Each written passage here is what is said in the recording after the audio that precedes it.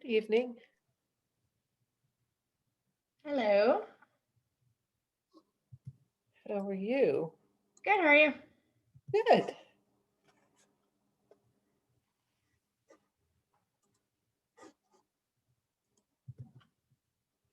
Don't know where everyone is. They must be running late.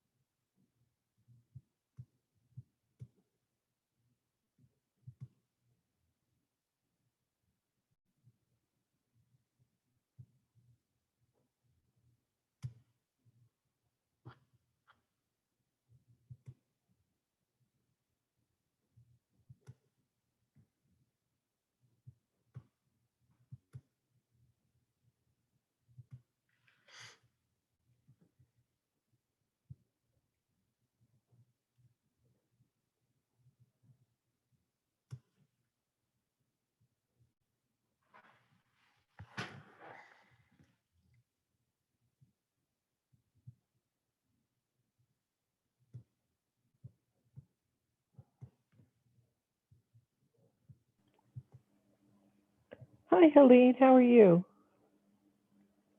Hi guys, good, thank you. How are you? Doing well. Here comes everybody. Hi, Nancy. Hey, Eric. I was getting nervous. Nobody showed up, and then Kendra came in. It was me and Kendra, and I'm like, okay, am I in the wrong meeting? Kendra and I would have gotten to know each other extremely well, and that's okay.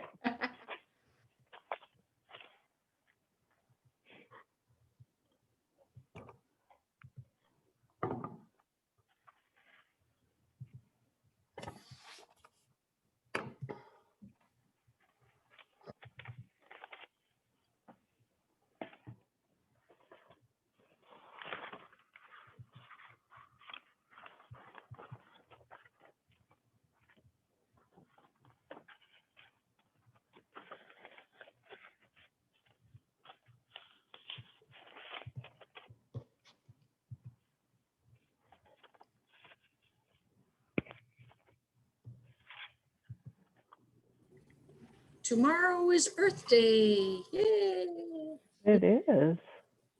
And you know what they say is that the historic preservation of our homes is one of the best ways to, what do you call it? To watch our resources. Sure, that makes sense. To be sustainable, you mean? So, That way, kind of like that. Yeah, the greenest building is the one that's already built. That's the Very saying. good. That's right.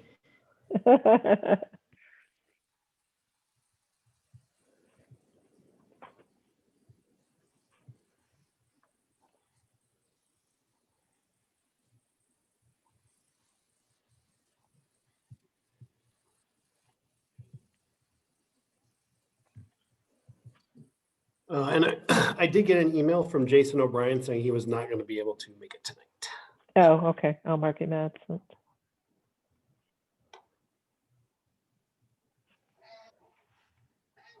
I left a message for Jackie. I put in my application late. I think they were open until Friday. You're good. She let me know she got it. Oh, good. Thank you. Yeah. Has anybody heard from Matt? I have not. Okay. I'll write Well- to right now. Chair Ellswick, you do have a quorum if you'd like me to do roll call. Yes, let's go ahead and get started. Okay. CJ? Here. I do not see Matthew yet. Lauren? Here, Cash? Here. Jason is absent. Helene? Here. Chair Ellswick. Here. Thank you. Oh, and just for the record, Councilmember Cuesta is present, as is staff liaison Eric Sampson. Thank you. Madeline? Matt said he's having trouble with the link. Oh, Oh, here he comes. oh, there he is. All right. So I will mark him here. All right. And yes, we do have other staff members present, Madeline Hinkfist and City Manager Sean Lewis. And then if someone wants to introduce perhaps City Manager Lewis, could you introduce Kendra?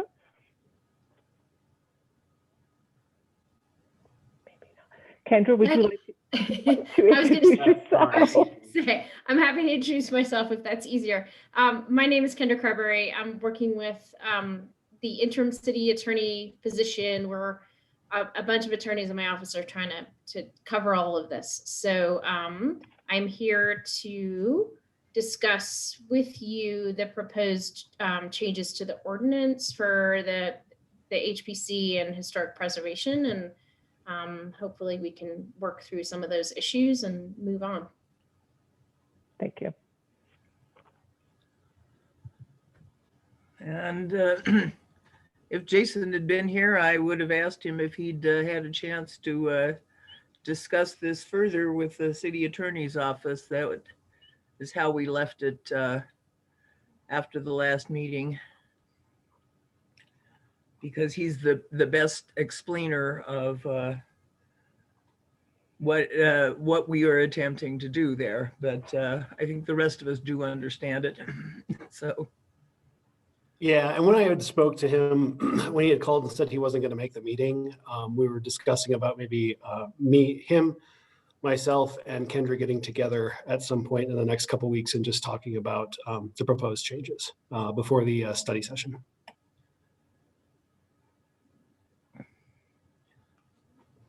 Can you remind me again when the study session is?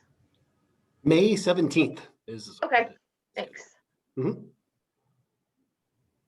Yeah, I'm happy to do that and work through those issues. And maybe what I could focus on tonight is just sort of a general overview of my impression of where we are, and then I can discuss details offline, whatever works for you all. I'm here to try to facilitate you getting to a position where we're all in the same place before we go meet with council. So I think that's what we're trying to do. Well, thank you.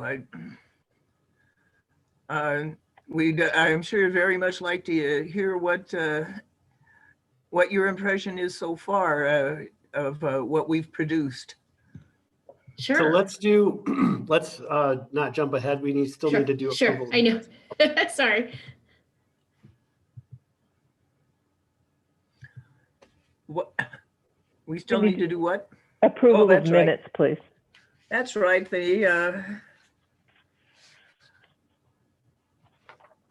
I guess that's on the agenda, yes. So has everyone looked at the minutes of the last meeting, and does anyone have any changes?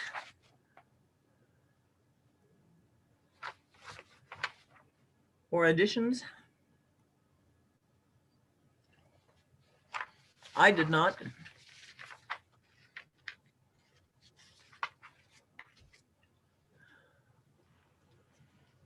Are we frozen, or would somebody like to move to approve? Thank Or you. I move that we accept the minutes as stated. I'll second. all in favor, signify by saying aye. Aye. Aye. Aye. Aye. You can mark me as an abstain on that one since I wasn't here last month, Thank you. please.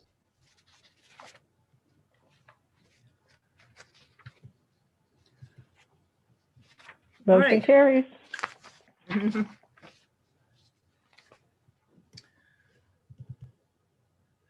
Then our first item of old business is the status of our amendments to the landmark protections And to 16611. And there you are, Kendra. Hi. So do you want me to go ahead and start, or does someone else have anything to say first? I'm happy to kind of jump in, whatever works for you all. Well, let me preface this by we've been working on this for the better part of a year. Our changes are mostly come from a template provided by History Colorado, which is for cities that are certified local governments. And there is,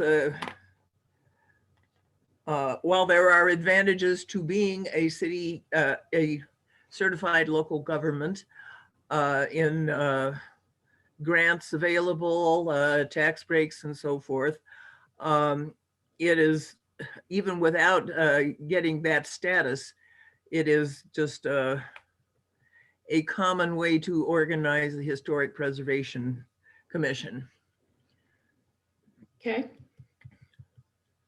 Thank you for that background. And I just want to preface this by saying I'm kind of working off what we have found to be sort of the notes that, Alex's notes and some changes that I've seen to the ordinance. I've done a bit of this with my other clients, so I think I understand what we're trying to do. And I did speak with the mayor a bit about this, so I understand what the council's perspective, I think, on this is. So hopefully we can, and I was just going to kind of go through this.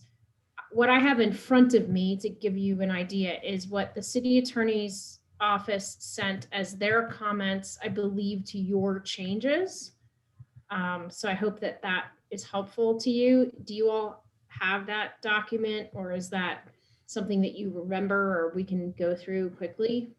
Can you do a share screen thing? That'd be fine too. I was just gonna ask where that is, but screen share is fine. Okay, let me try that. Because we weren't excited about Attorney Alex's ideas. No, I understand. And I did talk to the mayor a little bit about that. And so I understand I think I understand what the issues are, but obviously you all can help me with that. So let me share my screen. Okay, I think it's this one. Okay, tell me if you can all see that. Yes, okay. Yes. So I'm just, okay. So perhaps the easiest way to do it would be to go through Alex's proposed edits right here, and then I'll try to explain or say where I don't necessarily, I don't want to say I disagree with him, because I never like, I don't know, critiquing other attorneys' work, but I'll just say where I maybe come from a bit different perspective. So let's just say it that way. Well, we don't have any objections to critiquing an attorney's work, so. Okay. And some of the amendments, I mean, the purple highlighted ones are Alex's amendments. The Right. others are ours. Okay. Yeah, that was another thing I was trying, I trying to keep all the amendments straight. So I appreciate that. So let's just, on these first ones, so maybe you can help me with this. These strike throughs, are these yours? So let's go, I'm looking at 16, 16, 11, 1, and there's a strike through, A1, excuse me. Is that your strike through, or that isn't shown in any color? I was just wondering, but I don't want to go through this Yes. line by line, don't get me wrong. Well, we have at least one building in the city that is a landmark in the history of architecture. It is not really something that we felt was Okay. for us to designate. That's our strike then, right, Yeah. Melinda? It's That's our your- strike. Okay, Yeah, that's fine. I think the Yeah. answer to that question is that yes, those are. Okay. Right. Thank you. All right. Mhm. So here's my question. So this purple here, so Alex. Alex deleted this and you all wanted it in just to, Yeah. I'm just trying, okay. We want to keep the districts. Yeah, and I think, so overall, and especially in speaking with the mayor about this, so I think you all can definitely recommend, just like you can recommend a number of other things, districts as well. I don't see any issues with that.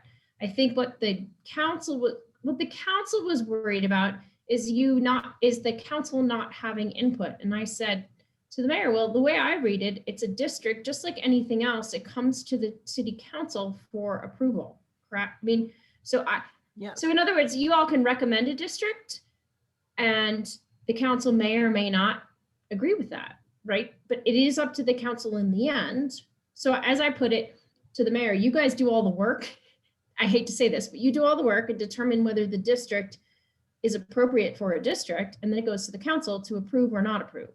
So where I slightly disagree with what Alex has done here is I don't think this needs to be deleted. I just think it needs to be, and I think it is later, the way I read it, clarified that the council makes the final decision on whether a district is a district. That's really what happens. Is that what you all were hoping for, or were you hoping for more? So Kendra, if I could just jump in here real fast too, and I'm trying to remember context on this also, but I don't know if all of the strike throughs were ones that we proposed. There was some brief back and forth, Okay. and I believe that Jason, correct me if I'm wrong on that, Melinda. I believe Jason met again with the city attorney before he left. I'm not sure. Did that happen? Do we know if that happened? Yes. It did, and I think the gist is that he felt he wasn't heard. Yeah. So I think, Okay. and this is my opinion, obviously, but it'd be nice to look at this kind of with a fresh set of eyes. And Okay. instead of trying to take the approach from an attorney that's not here anymore, Sure. and kind of look at this, maybe the strike throughs present or not present.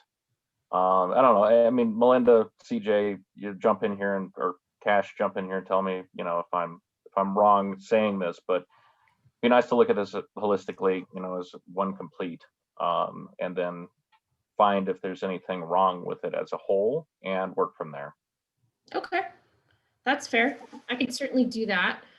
I was just trying to understand who was proposing what and where, but I understand. I think that's a fair way to look at it. So I guess what I'm saying is, I don't know that district needs to be deleted here. If you all think it does, that's fine. District can stay in or not, because as long as it's finally up to the city council, you can designate or nominate a district as well.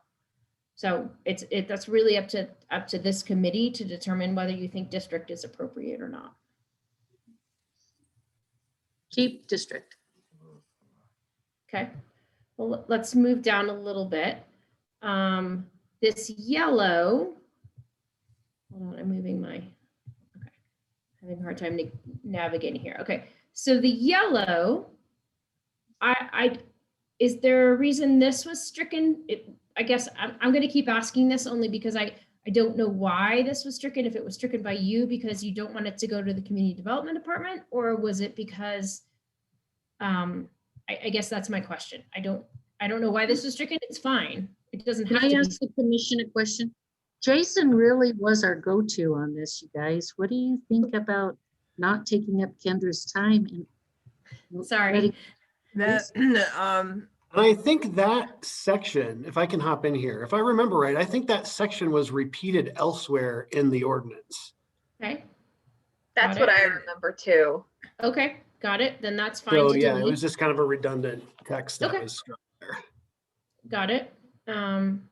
Just as a real quick point of order here, and I don't want to delay anything or have any problems here, obviously, but to kind of second what CJ was saying is that a lot of this language was language that was, I mean, we all worked on it, Sure. and we all spent a lot of time on this, but Jason truly is the resident expert on this, due to his, position with History Colorado. Right. So a lot of the language in here was copied from existing language that was found in other places. Right. which we were hoping was going to make it easier for the city attorney's office. But he also has a lot of the definitions as to why Sure. they're commonly seen, and the fact that he's not present at the meeting this evening kind of makes it a little bit difficult here for us to comment to the level and knowledge that he's able to. So, And I'm happy to take this offline with him and then come back to you. That's fine with me. In other words, if it's more efficient for me to discuss some of this with him and not take up your time, I'm happy to do that. I was under the impression he would be here. So I understand. I don't want to waste your time either. So if you have other things you want to move on to, are you having another meeting before you meet with the council? That was where I was going to hop in, because all the materials due for the council packet are due on my end to council by the 7th, May 7th. So unless we wanted to do some sort of special meeting between now and then, where we finalize what you want to present to council, that's fine. Otherwise, we would need to consider moving back the study session. I mean, I'm not, just to add my 2 cents, I know I wasn't here last month. I'm not opposed to doing a special meeting before that May 7th deadline. And I'm also not opposed if Jason is willing. I know he's been very generous with his time on this to work with Kendra offline, because I think to Matt and CJ's points, we may not have all the answers that you're looking for to work through this, picking this up midstream. Right. I know. And I'm picking up very midstream. So Yes. I'm happy to do that if that makes it easier. So yeah, I think Matt and CJ, I think that's a fine idea. And like I said, I'm willing to get a special meeting in, because I know the study sessions are hard to get on the schedule for. So I know we don't want to push that, but I don't mind doing a special meeting to deal with this after Kendra's been able to link up with Jason. That's just my personal take, just because we've been working on this for so long. I don't want to, have to push back further on that study session, but I'm open to hear other points of view about that. So, and what I can do on my end is I can set up a meeting between Kendra, myself, and Jason. And then once we have that established, then I can work with Melinda on getting some sort of special meeting established, maybe that first week in May, so we can have all of our documents in a row before we need to submit that to council. That would be agreeable. Great. And, Well, yeah. And I think we need to share with Kendra also what was our final draft. That would maybe be a bit less confusing than trying to weed through all of the highlighting on that document. If you would do that, if someone would do that, that would be great. I could just run a compare at least. So I would understand at least what your changes are from the current code. And then I could understand maybe I could just take a fresh look, like someone mentioned earlier, just at your changes based on the current code and just go from there. And maybe we don't worry about what happened prior, and I'll just take a fresh look, because I do have a bit of experience looking at these. So maybe that's the most efficient way to do it, is you all send me your edits, because I don't seem to have those. I have Alex's, and I don't seem to have perhaps the interim. I don't know. That document is really confusing, even more confusing than when there's 15 different colors of a red line. At least when there's 15 different colors, you can kind of sort out who might have done what. Okay. But yeah, I think I might have a copy of that somewhere. If not, I know Jason definitely does, so I can get that over to you, Kendra, by tomorrow. Perfect. When I think, And then I sent you one with the agenda, Eric. That wasn't was that the one that was marked up though from Alex, or no? No, oh, sorry. that was our markup. Okay, so in that case, I can just I'll find that email and forward it to Kendra right now. Perfect. Right. Sorry about that. I think I had Alex's markup, and then I had the original from the code, but I didn't have, I guess what I didn't have was your markup. So that's probably crucial for me to see. And I think, like we said earlier, I'll just take a fresh look at that, and we'll just go from there. That would be great. And obviously I'll talk to Jason before then. And yeah, just let me know what night you want to try to meet that week so that I can make sure I'm ready for that. For me, that week, I'm only available Monday and Tuesday, so I don't know how people are. We're looking at the week of May 1st, Well, May 1st, it happens to end the month, so, right? I mean, in the week, and Yeah. So you're available Monday and Tuesday, the 3rd and 4th? yeah. I could do either of those as well. What time are we thinking? Probably the usual 6:30. I could. Monday'd probably be preferred for me, but I think I could do both. And Right.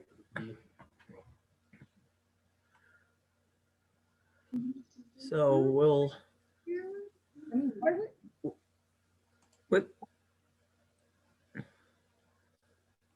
Who else was speaking? Lauren? Sorry, I've been having connection issues, but I think that day will work for me. Right. And Helene? Will that work? Pretty sure that'll work. And those days will work for me as well. Okay. Well, let's shoot for Monday the 3rd. And it goes a week or so, and we can hope Jason can work in something before that date. Great. Yep, and I'll reach Eric, out to Jason right away tomorrow and see if we can get something set up for next week sometime. Perfect. I was just going to say, if you can put me in touch with Jason, that would be helpful. Sure, I'll copy you on the email as well. Okay, great. Well, thank you all. Thank you all. And I apologize for taking this much time for something that seems like we weren't quite ready on, but we'll get ready before your special meeting on the 3rd. Well, thank you for taking a look at this for us. I think, honestly, I think your edits, as far as I can tell, look great. So I just think we maybe just a little bit of fine tuning, and I think everything it'll be just fine to go to council with. Great. thank you. That's great to hear. Yeah. Thank you, Kendra. All right, thank you. Thank you all. Thanks, Kendra. you. Thanks. See ya. Thank you.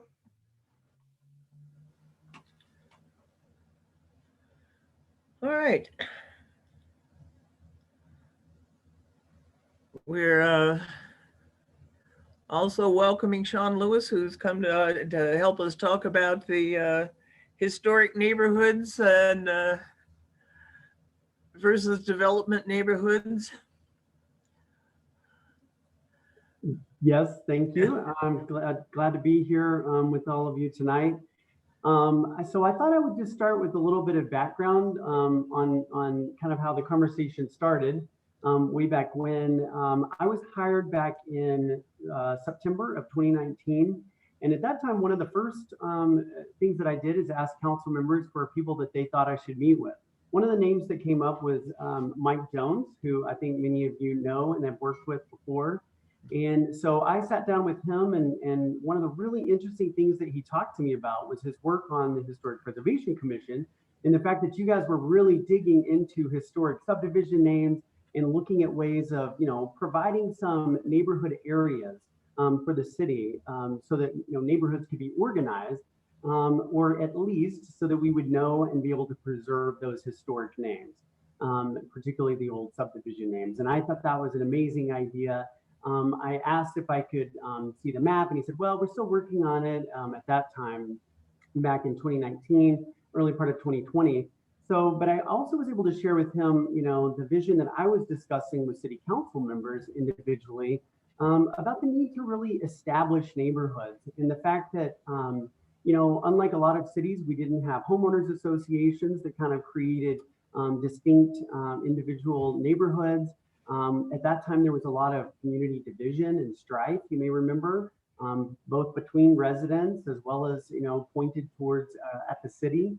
And luckily, a lot of that has calmed down. But at the time, we were really a divided community, and we really thought, and in doing research on how we can improve that, establishing neighborhoods and getting people talking to each other and knowing each other and gathering within neighborhoods, as well as just a voice for neighborhoods at the city council and to the city was really important.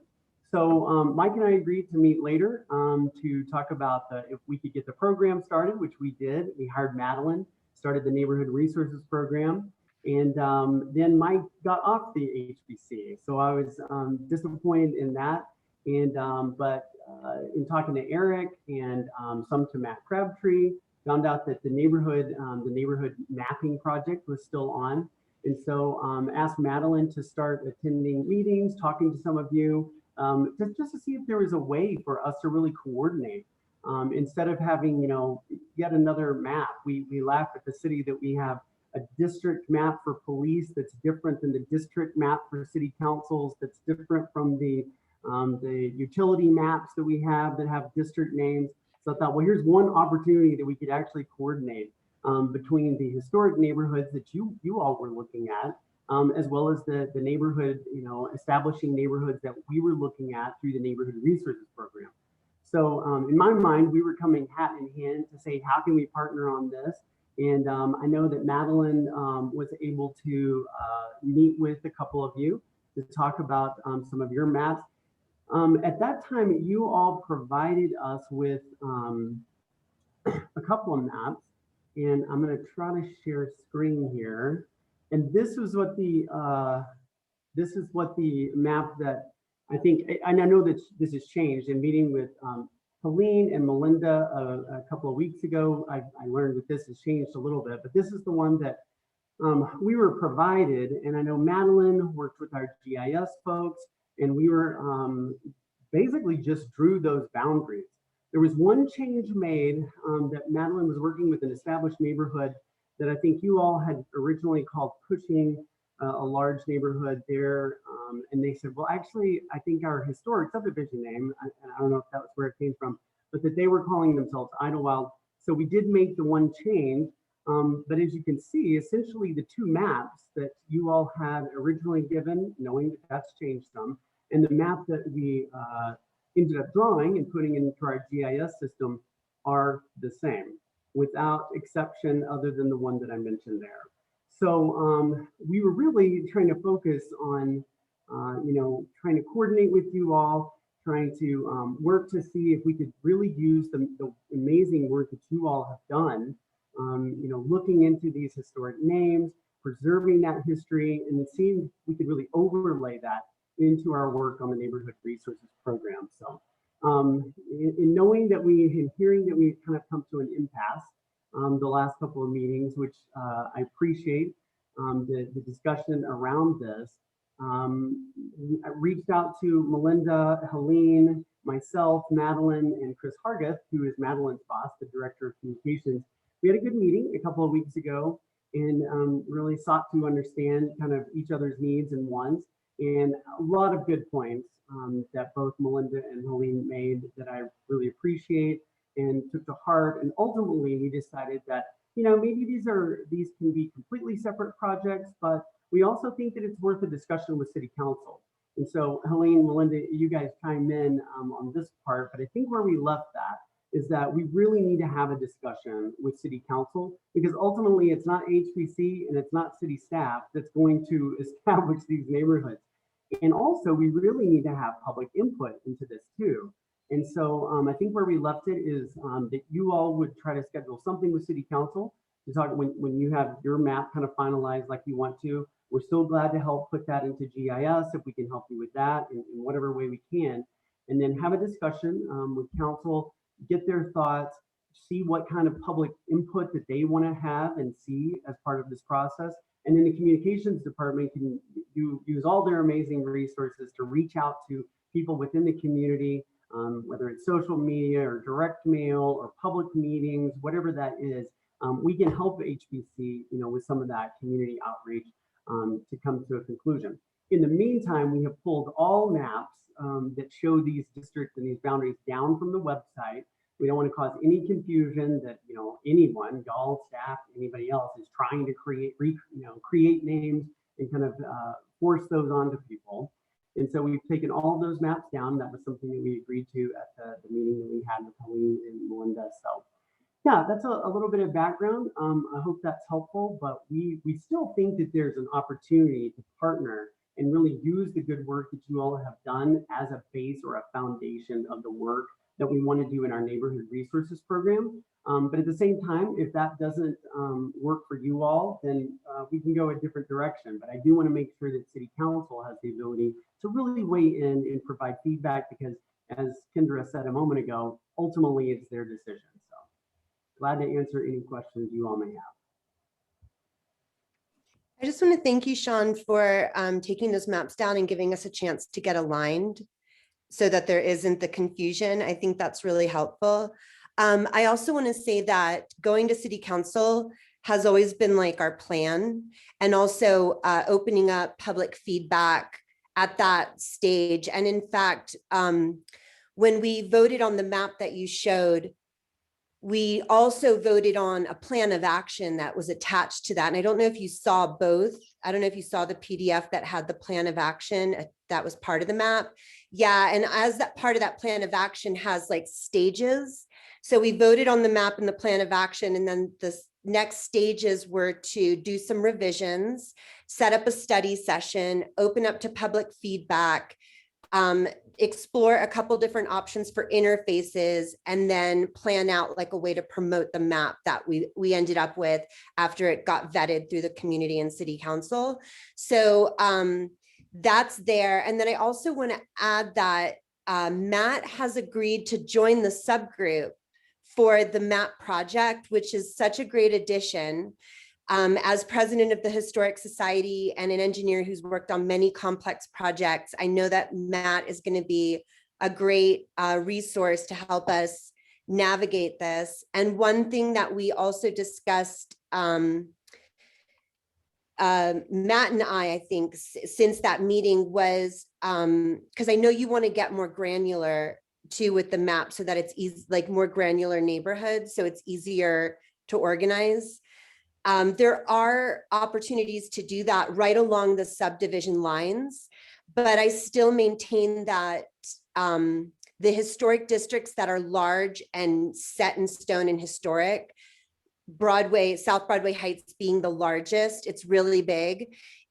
I don't know that it's a great idea to break it up, because I think it would create a community backlash, to be honest. Like, I think residents of South Broadway Heights who would get potentially excluded from that neighborhood because of a newly drawn boundary, I think we could anticipate that people wouldn't like that. And so the new map, the revisions that I made that I have right now that we can vote on later today, has the map you showed. By the way, Strayer Broadway Heights is in there. That's a second change that you'll see from our map to the map you showed. And two of our commissioners live there. So I know they picked up on that because you guys live there, right? They saw that. So Strayer Broadway Heights was also removed as a change. I think the other two things was that South Broadway Heights is redrawn to its original borders, which I know, CJ, was always an issue for you because it has that historical significance. And if we're going to maintain the historic map, then we need to honor those boundaries. So that's been redrawn. And then Arapahoe Acres doesn't include the areas around it that are technically not Arapahoe Acres.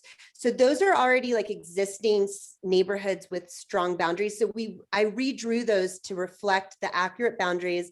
And as the commission, we can vote on that today if you guys want to. And then the last thing I want to say about the maps is, for me, the biggest issue with what I understand the city's approach to be, and this was after asking many, many times for clarity and always getting the same answer, is the idea of fluid boundaries.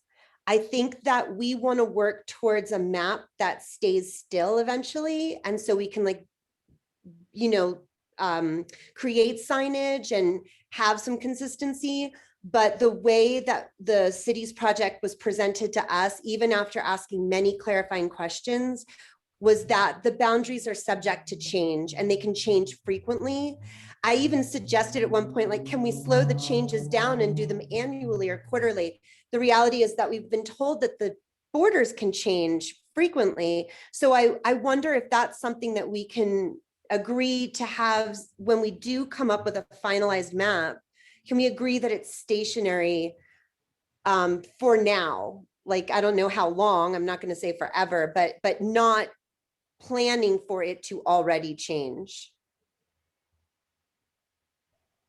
Yeah, I appreciate the question. I reviewed the tapes from the meetings and I didn't hear that from anyone on city staff. And I would say that the discussion on fluidity is just that when we have public feedback and we have public input and we take it to city council to make final decisions around this, there's going to be fluidity up until that point. But we are in total agreement that we need to find a map that works for folks, or at least as many folks as we can get. You all like, that we like, that the council likes, and most importantly, that the neighborhood likes, and then stick with it. So we actually put some money in, council did on Monday night, to look at how we can help provide some neighborhood signage for neighborhoods once they're getting established. And so I think we have a similar vision to you all in that we would love to see some signage, maybe it's a topper on top of the street sign that, says the name of the district. And by nature of that type of project, you have to have neighborhood boundaries that stick. So I think we're in total alignment on that. But the comments that I heard in your previous meetings are really around, there probably will be some modifications, just like the ones that it sounds like you're describing. But yes, at some point when council says this is it, then they need to be set. Great. CJ.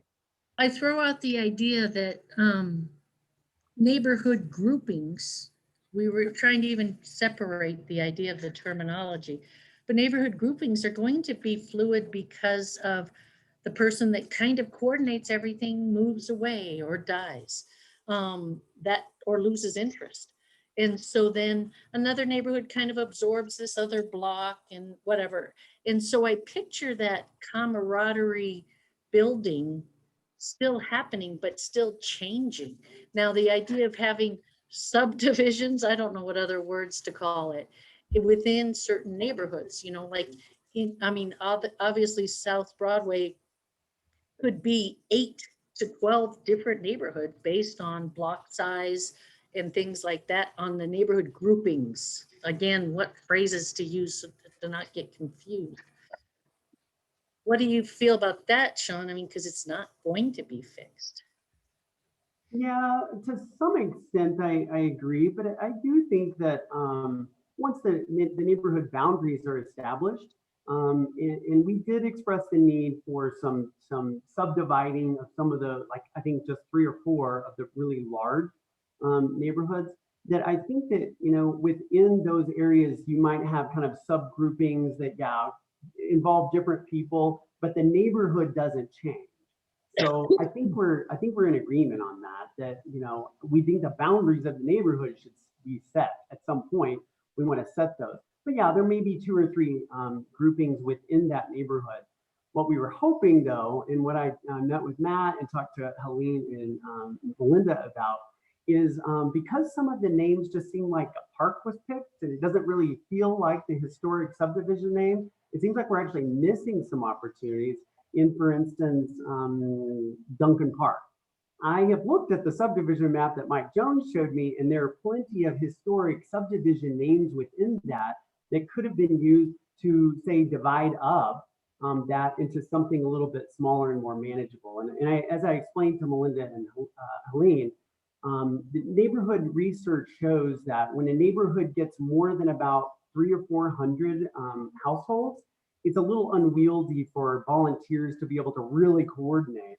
And CJ probably knows this, having Arapahoe Acres, that's about as big as you can get for a coordinator or even a group of coordinators to actually work with. So we had talked about, for I think 3 or 4 of the larger neighborhoods, could we use some of those historic subdivision names and divide those up a little bit more for the neighborhood group leader. But I hear what you're saying, and I don't disagree. We could still have neighborhood, like 4 neighborhood groups within Logandale, for instance. And maybe that would be Logandale 1, 2, 3, 4. I mean, we can work with whatever we have once the neighborhood boundaries are set. So just to, just to kind of throw out there, I think, rumor has it from Denver, when they went through and named their neighborhoods, there was a lot of tension and frustration throughout that process. And I think it's going that's kind of the nature of this, and we just have to work through that, and it's going to happen, and we'll get to an end point and a conclusion, and something that hopefully everybody can agree on. Since the early, I think it's probably the first or second meeting in the HBC, we've talked about this. So this is something, and it's kind of evolved back and forth. But your points are heard loud and clear. I think we're going to have a few challenges with, as Helene mentioned, with South Broadway Heights. Strayer Broadway Heights could be, that's a pretty big area. I think that might just maybe fit around that number you had mentioned, but a little bit larger. And there are a few other challenges. There's areas of the city that don't have historic names and designations, or areas that are very small. And so there's going to be some work that has to be done there, I guess, to mold that. And I think that's where we've kind of strayed along this path thus far. But getting the community input is going to be a huge part of this too. So, but yeah. Well, and I think one of the questions that occurred to us also was, how historical do we want to get? I know you've had some feedback from somebody who lives in Jackson's Broadway Heights and was upset to find it labeled Logandale, which actually predates Jackson's Broadway Heights. And at least on the 1919 Sanborn map, it was Jackson's Broadway Heights. So it's been that for a long time. And before that, it was Logandale, before Inglewood was even incorporated. So specifically the city of Logandale at that. Yeah. So it's like, how far back do we go in? Or what I would like to see happen is if we have a digital map that is layers, and you can click on your house and go back in time and find out what it was 100 years ago or 150 years ago or whatever. But well, I might mention that we have digitized, and it may be based on the work that you all did. I'm not sure. Well, although I think we're pulling from the Arapahoe County tax records too. But the original subdivision name is attached to every house and piece of property in Inglewood. yes. Now we have a handful of properties that aren't subdivided or there's not an official subdivision, and you probably found that. So we can layer that. Our GIS folks can give you that layering to show you every boundary of the historic subdivision. And that we can do that live in the meeting, put it on screen, et cetera. So we're glad to help with that. But yeah, I noticed the same thing that for instance, up where we have just kind of picked a park name for the whole neighborhood, I've gotten feedback from 2 people that said, that's not our subdivision name. And that's just like a park and we have no connection to it. It's actually the park that's above borders Denver, up north of Dartmouth, was one of the residents. And so, yeah, I think there's an opportunity to actually even beef up the historic nomenclature that we're using. But frankly, you guys are the experts on that. So we want to rely on the work that you're doing in this and really use it as a foundation.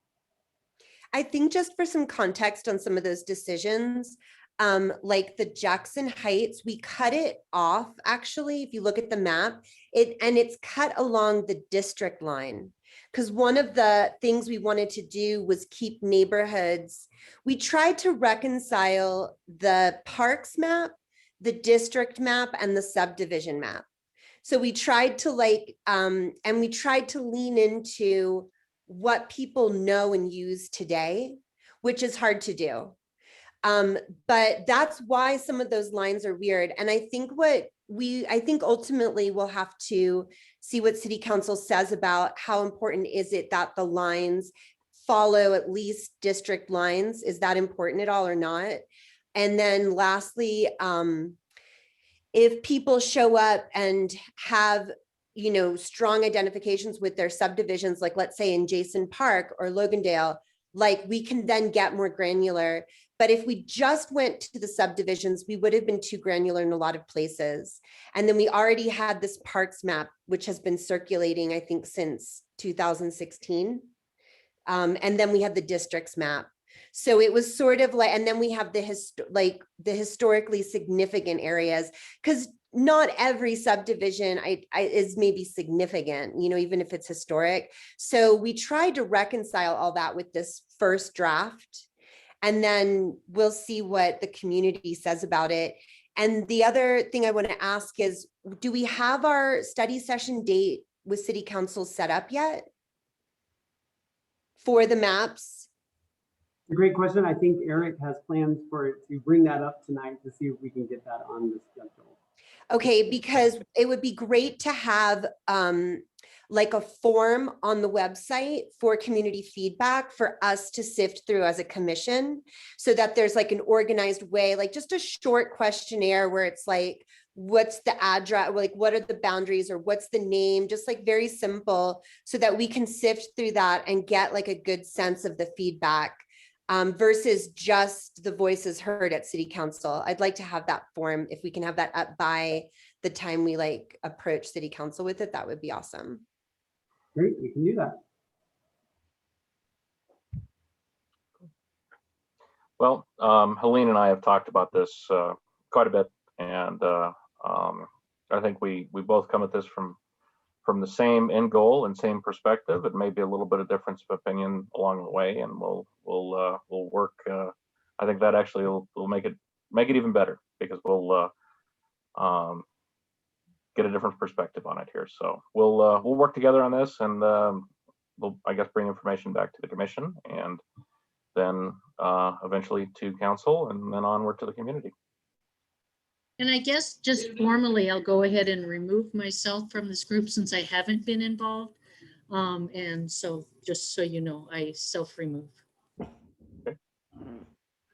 Well, we'd love to have your input on this too, and obviously everybody's input, but you know, you, CJ, you'd worked with Mike on this quite a bit too, so there's a lot of context, a lot of groundwork that you've done with this. So getting your input, you know, on this will be helpful also. Well, so Madam Chairman, Mike, thank you for letting me come and be part of the meeting and chat with you, and I look forward to the council discussion. Thanks, Sean. Thank you. Thank you very much. So my question to you guys would be, what would you like to see in terms of the map where you would feel comfortable moving forward with getting a study session with council set up? I mean, is this something you want to kind of work on in this next month and see what we come back with next month and go from there? Or what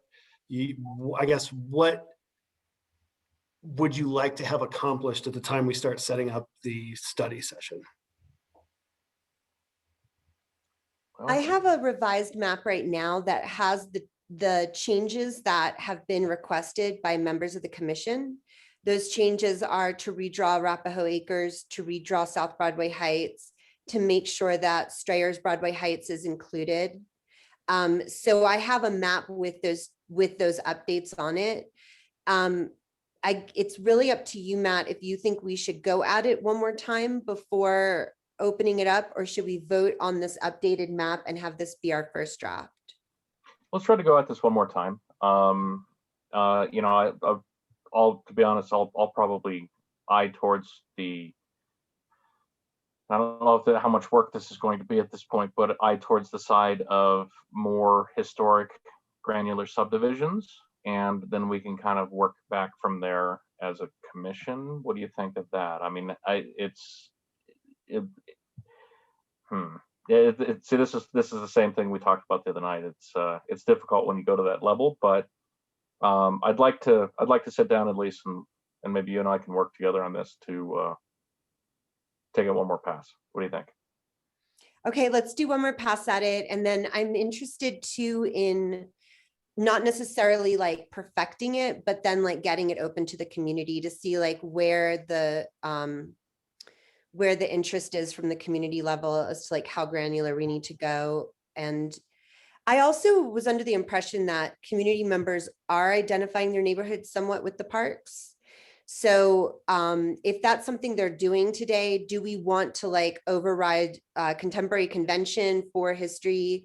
Is that a battle we can win? And so those are things like we can discuss, but I'd ask the commission to like consider that too. Like there's obviously the historically significant neighborhoods that everybody knows that they are still conventional because of their significance, but it would be hard to revive like a subdivision name that people aren't using.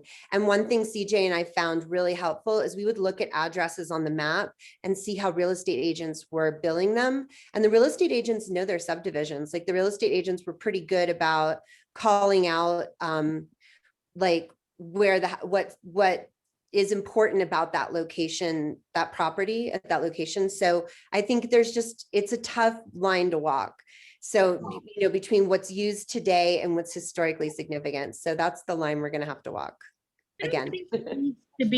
I think it still can be two different things. I mean, again, when you look up your house, you see, oh, wow, it was Sherilyn at one time, and now it's South Broadway. And so I do think that layering type of thing is still going to be evident. Well, we're going to keep documenting the notes on our decisions and keeping record of what's in those districts. But at the end of the day, we're trying to produce one thing. And so we've got to like figure out how to reconcile that. Like we're not producing two things, we're producing one thing that has to sort of represent. But whatever is left out, like what you and I did, CJ, whatever didn't make it into the map was documented in that bucket. And so all that history is being preserved, but we can't name everything, you know, it has to like work. Yeah, no, and I agree. And I'll throw it out there too, though, that my trouble with the park designations, and while some people do designate it with that, I mean, Jason Park area, that's probably the most prominent region in the city, or Duncan Park. Both of those, the neighborhood seems to associate closely with.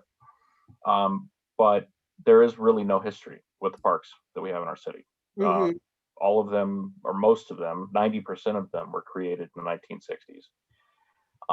So the historic areas go back further than that. If people remember those or don't, it's hard to tell right now. And there probably will be upset people in the Duncan Park and Jason Park area if they, you know, associate with one thing versus what's being told to them. But I think this is my personal opinion on it, I think from a historic standpoint and perspective as the commission, maybe we lean a little bit more into the history side of it, and then see what the community and what council says on the park side. But these are discussions we can work through, you know, and talk about as we work on this. Agreed. And I mean, we don't want to hit council with too much at once. So I think we need to keep refining our map project and not include that in the presentation on the 17th. Well, with the, I'm sorry, Melinda, go ahead. No, because I don't think we'll be allowed enough time anyway. No, probably not. No, that had been the idea, to keep those two projects separate and do separate study sessions with them. Yeah. So I don't know how does it sound if Helene and Matt, if you want to, you know, do some work on the map, and if you want to send me that map by say May 12th, the Wednesday before the next HPC meeting, I can distribute it out with the agenda so everyone has a chance to look at it. And then we can have another discussion regarding your newest findings. Sure. Helene, do you think that's Yeah, practical? I think that's good. Okay, perfect. I'm really curious, Councilmember Cuesta, what do you think about the like Jason Park? Because that's your district. And that's like also, I live in like Jackson, Broadway, technically, but I'm really like in Jason, I'm in Locondale, like I'm in all that. So our neighborhood really does call it Jason Park. Like that's what everybody calls the neighborhood around the park. But it's not a historic, that's not historically significant. So do you think it's better to go with the convention and with what the community's naming it? Or do you think that it's worth finding something more historically appropriate and trying to brand it that? This might be the wrong parallel to draw, but it's one that's come to mind for me as we continue having the discussion. I feel like we're having a similar discussion with architecture and development in the neighborhoods. And here's what we have historically, and here's what it's been. And then we have a lot of folks who say this is the direction it's going. I had always heard Jason Park myself. So I think that if you were to just, survey people in that neighborhood and ask them where's Jason Park, they're going to be able to tell you. With these historical names, that's not always necessarily the case. I mean, directionally, these names are often indicative in some cases if you do Jason Park. I would say this too, though, and I'm glad that you've leaned on this, and I'm glad that Sean leaned on it too. I think it really should go back to the neighborhoods, and it's hard to get to it, every single person to give feedback. But I to me, it should really come down to what the neighborhoods think. If I was a betting man, and we surveyed every single person in the Jason Park neighborhood and asked them what they wanted to go with, my thought would be you get more leaning towards Jason Park. But I could be wrong about that. And, I know property values have come up along the way here, but it's good to be near a park. It just is in terms of real estate values. And so I think there's a lot of folks, be it Washington Park, Bellevue Park, Jason Park. I think that's helpful. Duncan Park. We've got plenty of examples here in the city. I mean, it seems the only one that I'm hearing people have maybe not a great enthusiasm for is Romans Park. And I don't know that personally. That's something that the mayor mentioned to me. She lives over in that neighborhood, or that's her district. And I think that there's some underlying reasons for that, but I'm giving you probably a long answer here. I really hope that we go with as much feedback as we can get from the citizens. I'm guessing that in this particular scenario, I would imagine that Jason Park would be the one that won out, given we got, broad feedback from as many people as possible. If we, real fast here, just to kind of jump in, it seems to me if we name it or, designate closer to the historic neighborhood first, that may prime more conversation in the community about this. If we just default to Jason Park, for instance, in that area, people might just accept it. But if we go to the historic names, people might go out and come out and say, hey, that's kind of neat, or no, I don't like that, let's go back to Jason Park. I don't know if that's the right context or right kind of way to look at this, but don't want to sell ourselves short by just defaulting. And Matt, you make a good point too, in that there's folks that they might even not have an awareness of these historical names. They might find them, catchy, or that they just like the feel of it. And so that could very well be the case too, that, of course, it is Jason Park, but did you know the historical name is this? And, that could certainly, gain some support as well. So, to that note, and I know you folks have been working on this for a long time. Sean even mentioned Mike Jones, who, good Lord, I think was working on this for, a couple years now. That there's an education component to it, that a lot of folks just have an unawareness of where they are. And it does come down to, you're near Jason Park, you're near Duncan Park, Bellevue Park, whatever the case may be. So that's been a default. But I think things are becoming hyper local more and more. It's interesting. The world gets bigger and bigger, but I think folks are just really becoming more focused on their immediate area in their neighborhood.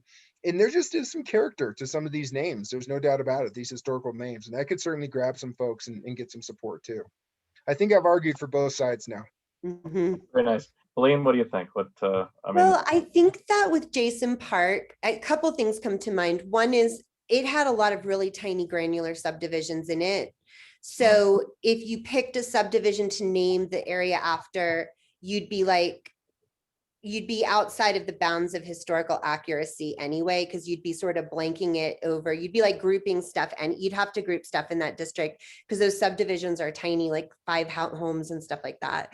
So there's that issue. Also the education factor. So my thinking, right or wrong, it could be totally erroneous thinking, was that I don't know how significant the historic area is that is Jason Park versus the historic districts like Arapahoe Acres and Strayer Broadway Heights. Like, I don't think that we identify like this neighborhood as like historically significant in the same way as Arapahoe Acres. So the education, is it well spent rebranding Jason Park, or is it better to like pick out like the 5 or 6 really significant historic neighborhoods and really like focus our attention on those, and then keep the other ones the more convention of the day? So my reasoning personally for not being like, not worrying about the historical significance of some areas was because I was more prone to value the historic significance of other areas more, if that makes sense. I don't know if that makes sense, but like if you rename all the neighborhoods across the city, that's a lot of education, and I think it would make the project subject to fail. I think people would ultimately ignore, our decrees. But if we like are strategic and kind of go with the flow in some areas and then double down on historical significance in others, I think we can like maybe have a more successful project because there's less disruption. So those were just some of the like give and takes that I was putting in calculus. So I'm interested to do this with you, Matt, because it's quite a calculus. It's like a lot of math. Well, sure. And maybe, and I don't want to create a lot of extra work here, because I know this is a lot of work, and cramming this into just 2 or 3 weeks away is a lot. So probably should be realistic on the timing. But what if we create a number of different options that we can pick from, or the council can pick from? Maybe we could have like a vote, like a poll where you click on the map and you can vote for, like, crowdsource the names of some of the neighborhoods. I don't know if that's possible, but that would be a great way to get community engagement and poll people and see what they have to say. And then also we could promote it on social media. So like people could vote on it. And possibly as a later point, nonetheless, we could probably take this offline, I think, at this point, so that we can let the commission move on to the other business here. But we, as a kind of a swag here, I'm going to say we can probably provide an update, and correct me if I'm wrong on this, Celine, we can provide an update prior to the next meeting. Hopefully have something a little bit more refined, but this, I don't know if we're going to get it completely ironed out by then. What do you think, Elaine? I think that's the exact right expectation. And then I think what we can do too is, if we're going to poll or have like a choices, we don't have to like make the decisions. We can just decide the options, which is way easier than actually making the hard decisions. So like we can look at a couple options and some of our reasoning behind what alternate names we could have for like the Jason Park area, the Duncan Park area, but we don't actually have to make that hard decision if we do open it up as a poll. I think it'll make it go faster for us. Yeah, sure. Cool. Well, we'll meet on this, and I'm excited. Hopefully we can finally get this done. It'll get done. I'm sure of it. I'm sure this map's going to get done. I'm very committed. Well, thank you guys. Well, and if you haven't seen it yet, also, Matt, CDOT's website that has all of the streetcars history is really fascinating. And I know I sent Helene and CJ a link to the Englewoods page in that, because we actually had another trolley besides the Sherilyn horse car. They had the Loretto Heights Railway or was called, but that particular map GIS project has a time slider on it, and you can slide through time and see different periods in history on the thing, and that's what I'm thinking of when I'm thinking of layers of history on our maps, and they're just because I thought that was so cool. Yeah, and with the tram stuff, not to get off topic here, but that was back when DTC meant something completely different. That was the Denver Tramway Company. And now it means something completely different. Yeah. I remember it. But then I'm old. I remember when the buses were all red. But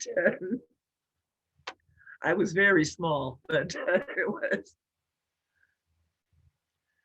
So speaking of CDOT, no, Lauren, are you there? We can move on to our subject about the Scarrett House. All right, sounds good. I don't really have any updates on it other than what we discussed last meeting, in that we have to, the nomination form and everything needs to be approved by council before we can really move forward with this. I'm wondering if at the study session, we present the nomination form to council and they approve it, then we can turn right around and say, here's our first submission, our first designation. Yeah, I think that would be fantastic.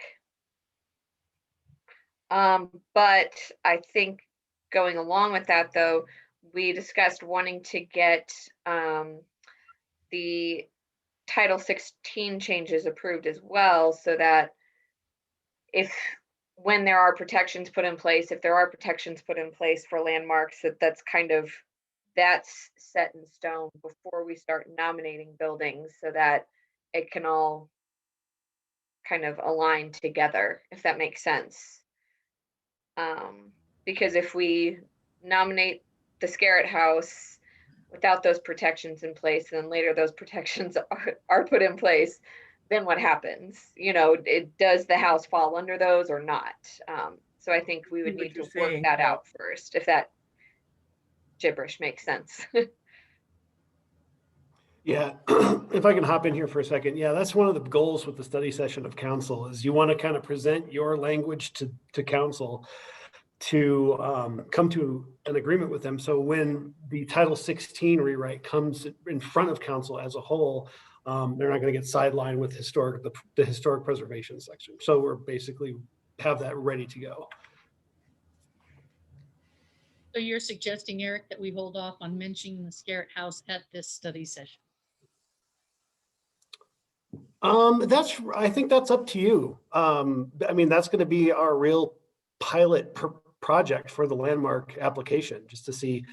But I hear what Lauren is saying, that until the form is approved, we can't submit it, and we can't really put forward the form until our changes to Title 16 are submitted. Yep. Although the Title 16, as it is written right now, says that we shall provide a form. So. Right, but going back to the beginning, is like, we don't want to offer landmark status to properties and then put in place landmark protections. So we want people who apply to be a landmark to understand completely what that's going to mean for them and their property, and what changes they can make, and what changes are going to need possible additional review.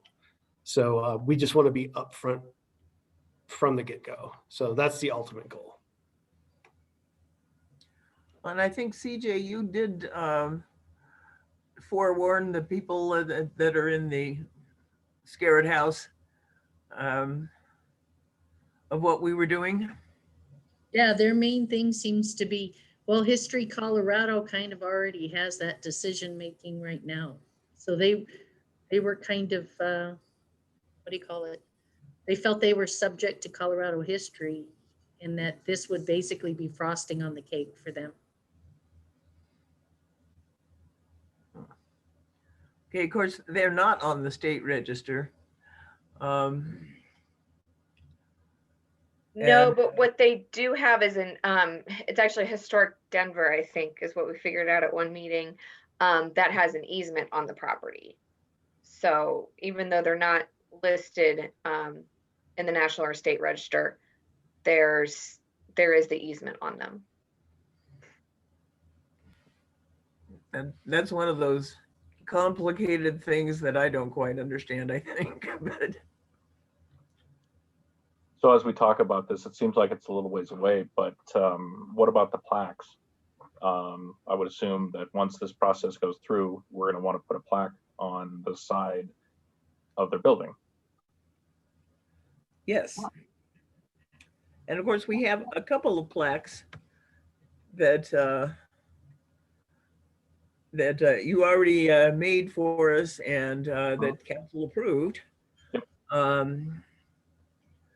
But going forward, of course, we also had discussed seeing if the high school shop class would like that as a project for, and they have the machinery. All we'd have to do is give them the template, right? But As a short-term solution, I'm willing to make a few of them. I think I committed to, 6 or so, maybe upwards of 10. They're very time-consuming to make, but from a budget standpoint, I guess, do we have the money to start doing that, Eric? Well, I did want to hop in as well. And I know since you had made that plaque, we kind of talked about it a little bit, but I don't think we followed up since then. But since we got a new communications manager, there was the idea of creating a plaque that would also serve as sort of a branding for the city as well. So that was, I believe, someone was going to speak with Chris Hargeth about the design of the plaque and maybe what other, yeah, Sean, hop in. No, finish your sentence. I was just saying, me next. I've got money information. Oh, okay, perfect. No, so that was like to create a plaque that also incorporated the new branding ideas that the communications department was discussing. Great. Well, if I can try to answer the money question, Monday night at City, what is today, Wednesday? Yes. Monday night at City Council, Council authorized a budget supplemental that contains well over 100,000 for historic preservation. It's actually 350,000, but there are some projects that are in the works that may take up some of that money, but there's plenty of money for if the HPC wants to create commemorative historic interpretive plaques that are put around town. I've already talked to the Preservation Society on a phase 2 of the historic brochures. We can do a lot, and we've got the money now in the budget specifically for historic preservation. So feel free to think big. Oh, good. Yeah, the plaque the prototype plaque, and Sean, I'm not sure if you've seen that yet, but you may have seen that. I can't remember when we presented that, but you saw the bronze plaque? Okay, cool. Yeah, I mean, that was created as a prototype. If we have money to have that, manufactured, that's good. I still like the idea of involving the high school. I think that'd be a cool program they have some pretty impressive machinery at the high school, so that'd be kind of a neat program to engage education, I guess, but open to all sorts of options there. We can probably talk about it later too. We don't have to spend a whole lot of time talking on this. The one thing I'm getting from Eric and Sean, though, is that they're talking about changing our design. Yeah, and we can do that.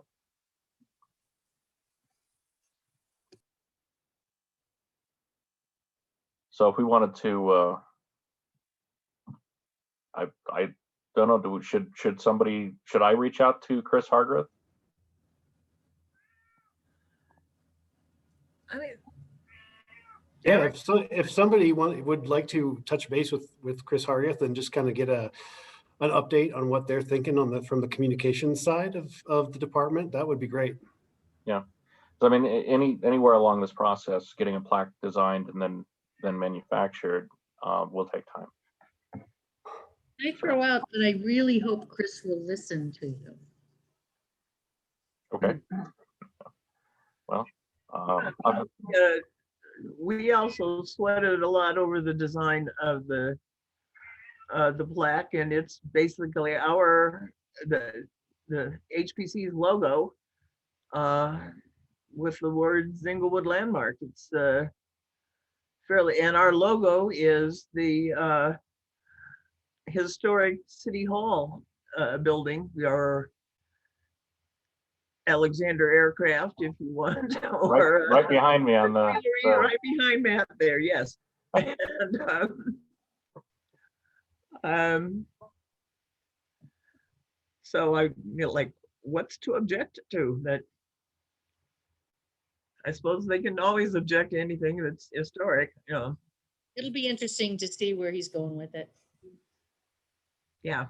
I mean, it's up for discussion. So I'll reach out to Chris and we'll see what his opinion is. He may not have seen the plaque, so. It probably hasn't. He hasn't been here that long, so. Because I think it was presented to council year before last. Yeah. At a study session. So. Real quick, Eric, do you know how long he's been working on that, Chris? Not off the top of my head. Sean might be able to give a little more insight there, but I know it was something that was started pretty close to when he got hired with the city. Yeah, I mean, I think we can absolutely work with the HPC's design. I think what has been referenced in some council meetings is the wayfinding and placemaking master plan that was approved about 3 months ago. And so that plan actually really gives the city a comprehensive set of signage that, you know, if you're a visitor, you can start recognizing fonts and the logo and colors and that sort of thing. It's really in marketing the way that you need to market a community, similar to how a hospital makes all of their signs, you know, look the same. Universities do it, and now increasingly entire cities do it. So there was some discussion about, you know, could we try to incorporate your design into the city's wayfinding and placemaking master plan so that we're really tying everything together and having more bang for our buck when it comes to promoting and marketing the community.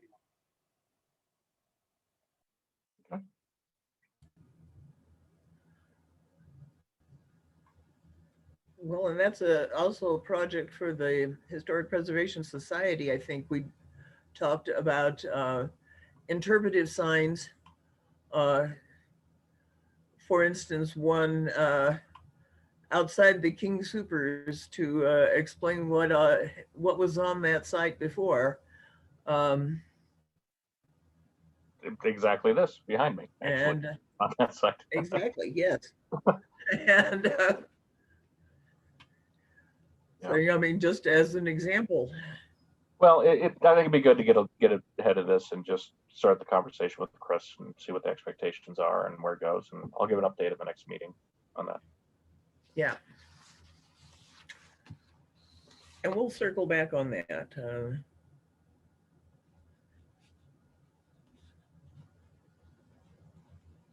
I'm just making a note to remind myself that we'll circle back in the next meeting.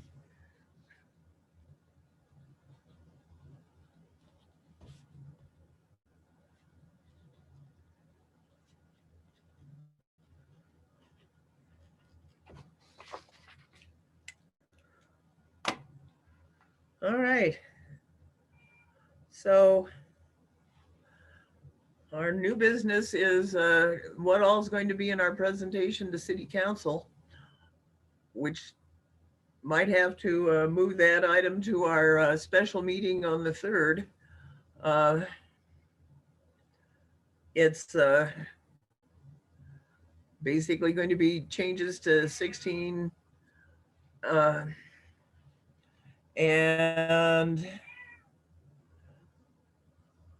and the landmark form. Sorry if someone said this, but do we know how long we have for that presentation, for that study session? Eric? Or Yeah. Dave? I believe right now it's set at about 15 minutes, with followed by another 45 for discussion. But that's another thing that I thought we were kind of go through either tonight or during our special meeting is how much time for a presentation you think would be adequate.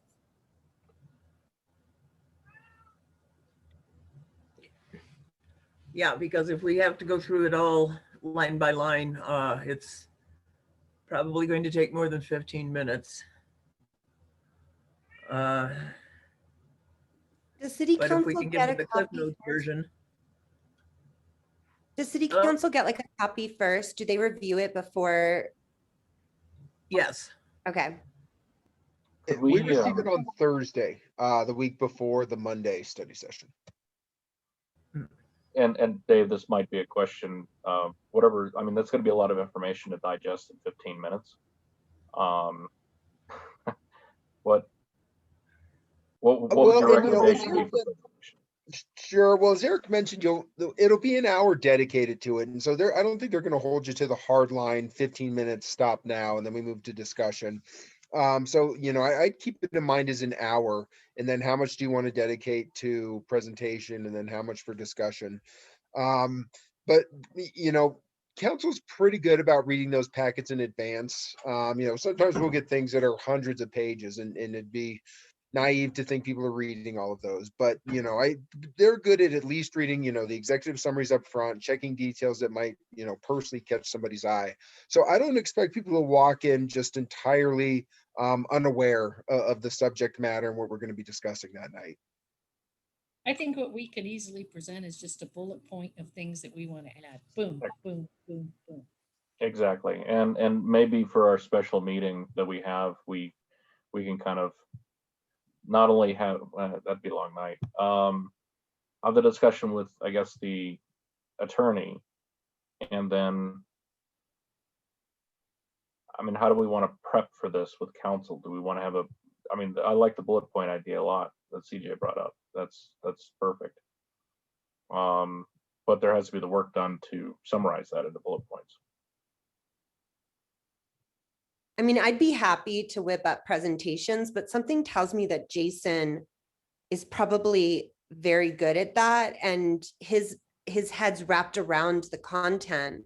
I'm wondering if he'd want to do put together the presentation himself. And I can raise that topic when we have the meeting with the attorney.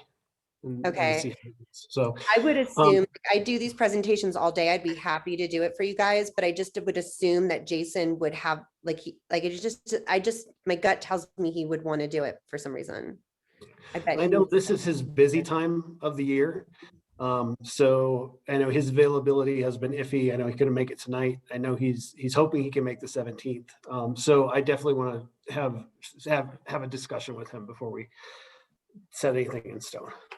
Well, will you let him know, Eric, that I'm happy to do it or help or take his direction to do it if it takes it off his plate? But I just think that he has his mind wrapped around the information. So I think he would almost guide that process. Okay.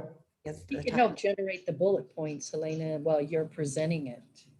Yeah, and I'll do the rest. You know, the little animations and whatnot. Many of us can put together a PowerPoint as long as we know what's to be in it. Mm-hmm. And for that, we need Jason. Mm-hmm. Well, then let's hope Jason can also meet with us on the 3rd. Mhm.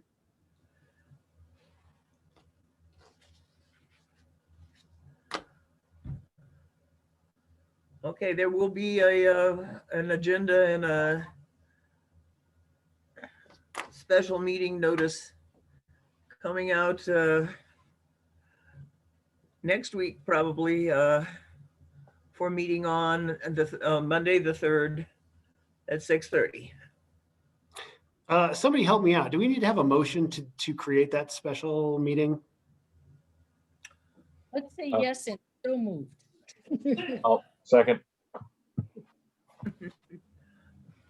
We sort of polled the attendance already, that we all agreed. I think just to make it official. So there's a motion that's seconded on the table. Do we have to vote on this? Yes, if you have Yes. if you have a motion, you have to vote on it. Let's vote on it then. All in Aye. favor? Aye. Aye. Aye. Lauren, did we hear from you? Yes. Yes, aye. Aye, all right. That is unanimous, except for Jason, who isn't here to vote. Right.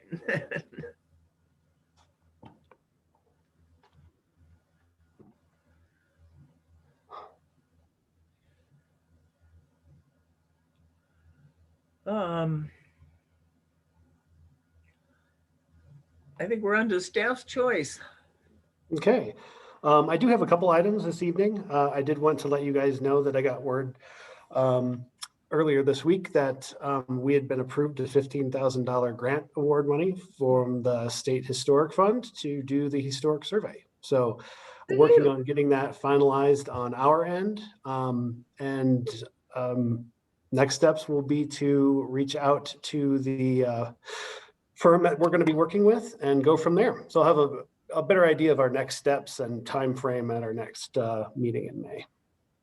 And the other item I had was actually from Jason, and he had asked me to share with you guys, so let me pull up the email real quick, that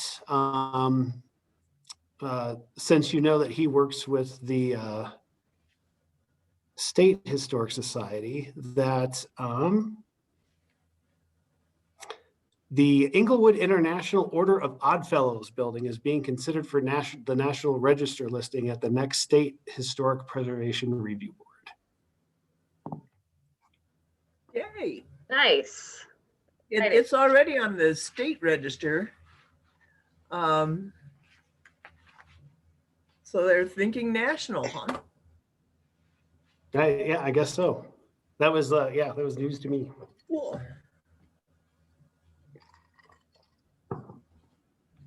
And that was all I had.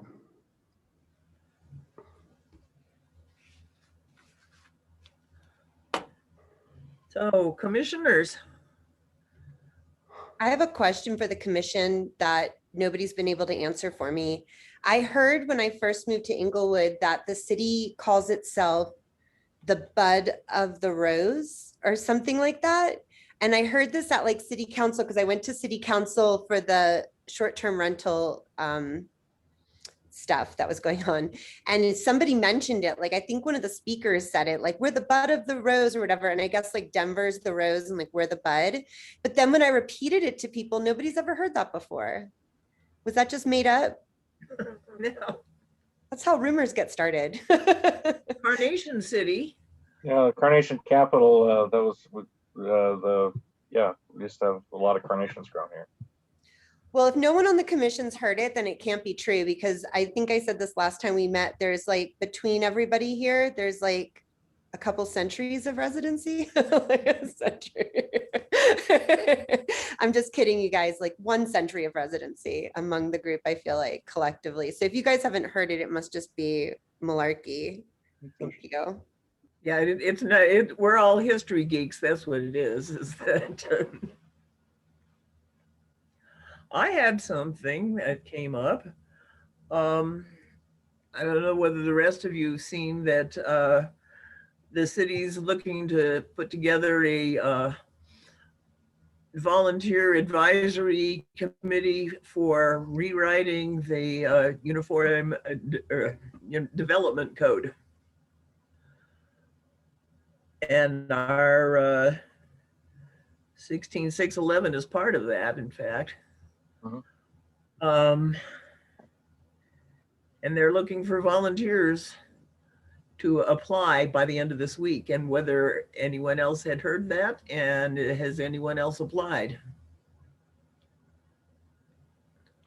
I did hear about that. I'd like to be involved in that. I just don't have, I'm spread thin on time as is. So I don't know if I'd be able to commit, necessary to that. But it would be nice to have somebody from the Historic Preservation Commission on that to help guide the discussion. That was my thought. And Well, If, of course, we're Melinda, eligible. I had some brief conversations with Sean on that over the weekend. And at least as of, I think it was Saturday, Sean and I were texting. We hadn't had any applicants yet. Sean, if you are still there, please correct me if that's not the case. No, you're correct. I did not check today. Eric, Nancy, do you know of anybody who's been received today? We have 4 applications so far. Oh, good. Yeah. So now we have 4. Thank you. I stand corrected. Thank you, Sean. Thank you, Nancy. well, and since the rest of you have day jobs and things that interfere, I mean, it requires a commitment of like every other Tuesday for a year. So, but I'm willing to throw my hat in the ring if, because like, I agree with Matt, we should be represented on that. And I heard about it from somebody from Cases, I think, going to apply or already has. So there are some citizen groups that want to be involved in that. Yeah, I mean, if you have the time, that would be great. I'm in the same boat as Matt. I don't have the time to make that kind of a commitment for a year. Yeah, that's one of the joys of being retired. I mean, I can tell you other ones, like you wake up on a snowy morning and realize you don't have to go to work today. Oh, yeah, there are joys. Well, that was what I had. Lauren, you had something. Yes, I've actually got 2 things.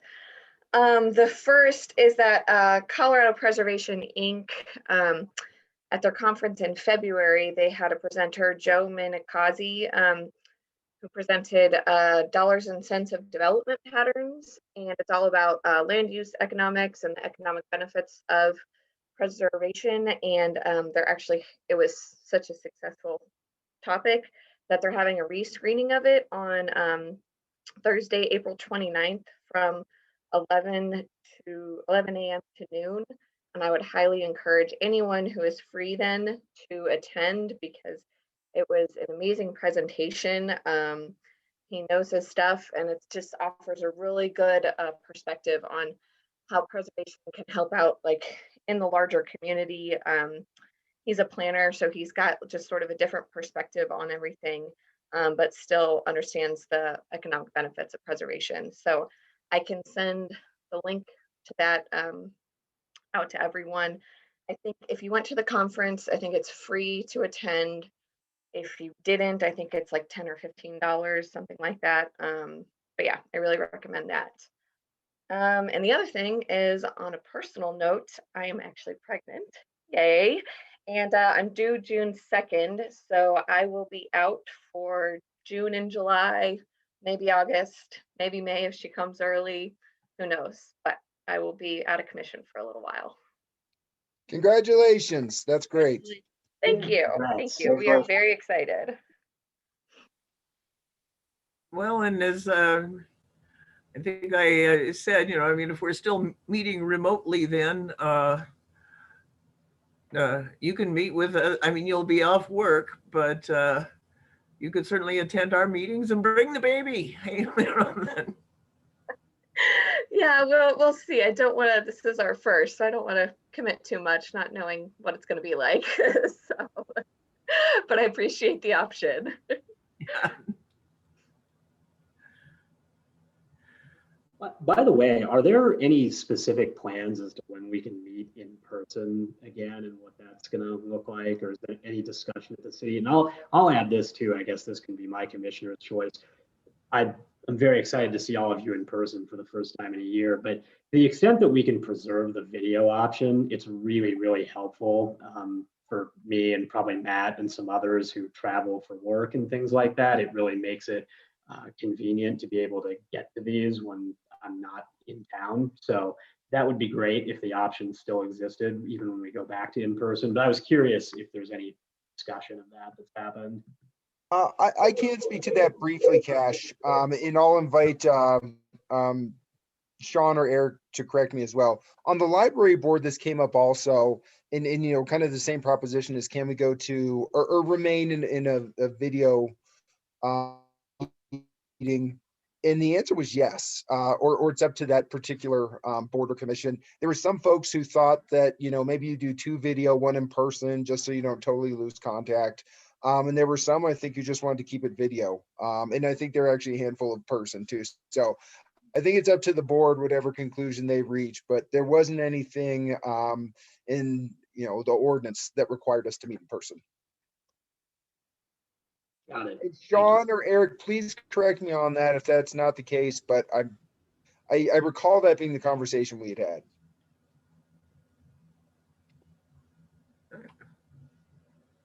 I think Sean says yes.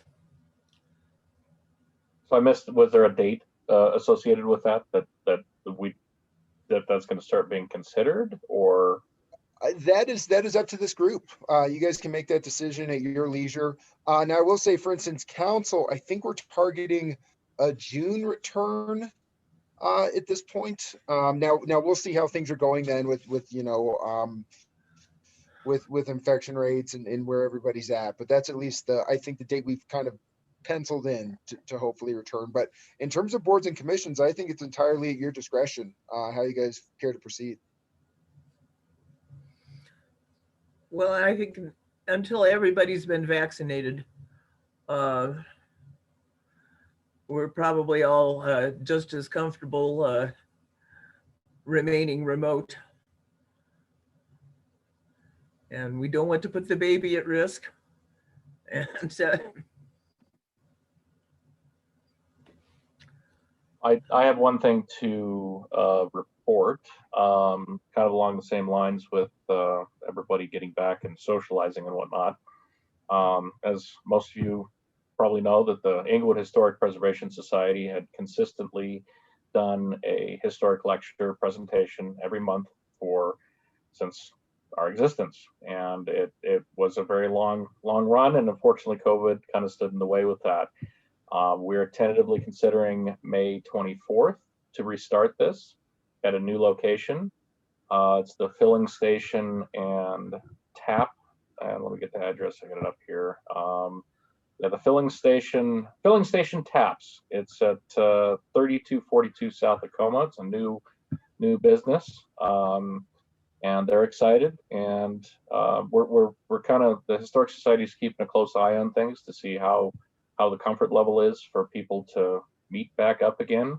But there will likely be some sort of scheduling, you know, type thing like tickets, or not free, obviously free, but there'd be some sort of process of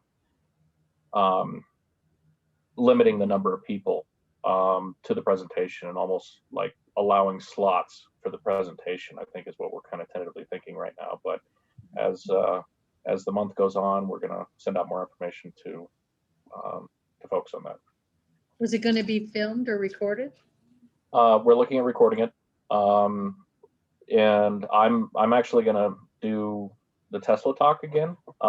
So that was a fun one and had a big draw. So big attention. So I think we can kind of go out with a bang. You know, start out with a bang again on that. Or at least, yeah, and Linda, you saw that, right? Yeah. But anyway, so that's kind of tentatively the plan, May 24th. So if anybody's interested, but we'll send out emails to all of our members.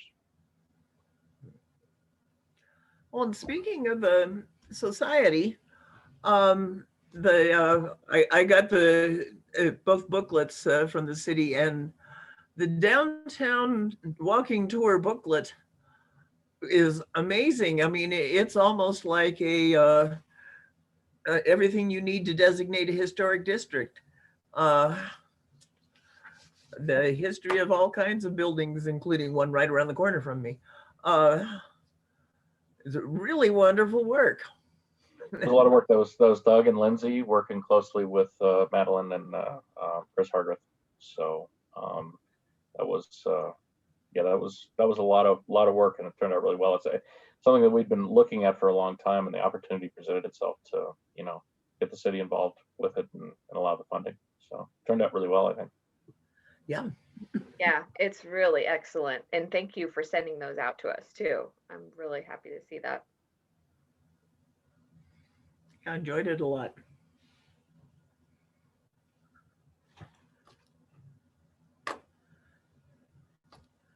Well, there's nothing that says we have to go until 8:30. Someone would like to move that we adjourn. So moved. Second. Aye.